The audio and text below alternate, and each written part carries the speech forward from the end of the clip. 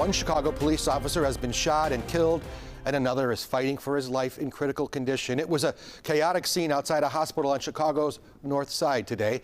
The two male officers were shot inside Swedish Hospital in Lincoln Square around 11 this morning. The suspected gunman, a prisoner who was brought to the hospital for treatment, is now in police custody. We are learning the officer who died is 38 years old. We have team coverage on this tragic and difficult day. Our Victor Jacobo is live in Illinois Masonic, where those officers were transported for treatment. But we begin with Marissa Sulik at Swedish Hospital, where it all unfolded. Marissa. Dave, we are here outside Swedish Hospital at the corner of Foster and California, where you can see behind me it is still taped off as they continue to investigate. This morning, people all across the north side could hear and see Chicago police cars speeding to Swedish Hospital. That's where dozens of cars packed the perimeter as SWAT teams, the ATF, and Chicago police detectives started to investigate what happened here after 11:30 this morning, according to elected officials.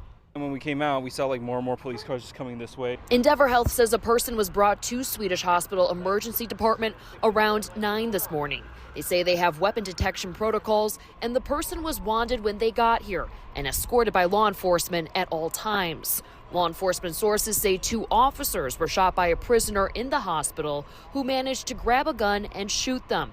Those officers were transported to Illinois Masonic Medical Center in critical condition. As for the shooter, photos show him naked, holding what looks like a hospital gown, running through the neighborhood.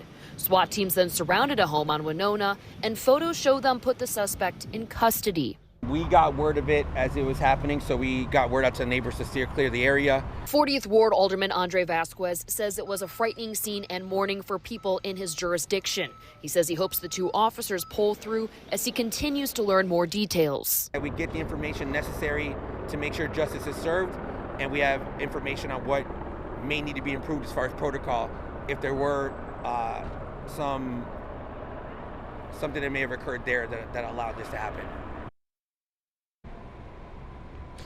Now, Endeavor Health also adds that no patients or team members were injured during this incident. Live outside Swedish Hospital, Marissa Sulik, CBS News, Chicago. Dave. Marissa, thank you. Victor Jacobo is live for us outside Illinois Masonic Hospital, where those officers were taken. Victor, what can you tell us? CPD Superintendent Larry Snelling and Mayor Brandon Johnson spoke to reporters about an hour ago at a news conference. Their main message is for people to pray for the families of these officers in this incident. The 2 officers who were shot at Swedish Hospital were brought here to Illinois Masonic. One died. The other, Superintendent Snelling says, is, quote, fighting for his life. At this news conference, we learned more about these officers. The one who died was 38 years old and a 10-year veteran of CPD. The other, who is injured and again fighting for his life, was a 58-year-old and a 21-year veteran, 57-year-old and a 21-year veteran of the department. Snelling and Johnson both say that officers here in Chicago go to work every day with the risk of entering these dangerous situations. Here's what they said at this news conference. There's a lot to go through. These are the dangers of policing. This is a very and extremely dangerous profession. But our officers go out there every single day and they do this work knowing that when they go into these environments that they're not safe. But they accept that, and that's the work that they do. I want to thank our Chicago Police Department for showing up every single day for the people of this city. I want to thank the city of Chicago for putting their arms around our officers. This tragedy and this loss is not only heartbreaking, but it's a constant reminder of why we have to continue to ensure that our police department has the services and resources that they need to effectively do their job.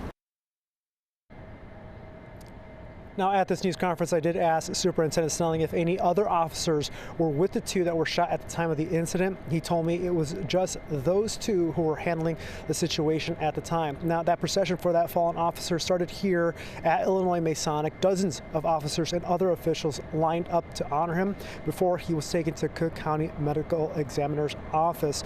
We also want to turn your attention to a live picture of where that procession will eventually end at the ME's office. office. Now, when that procession started, the superintendent, before that took off, did a call and response with officers present where he said, quote, "He will never be forgotten." And the officers here who were lined up responded to that and repeated what Snelling said. Now, there's still a lot more to learn. Snelling said that the investigation into everything that unfolded today remains ongoing. Now reporting live outside Illinois Masonic Hospital, Victor Jacobo, CBS News, Chicago. All right, Victor, thank you.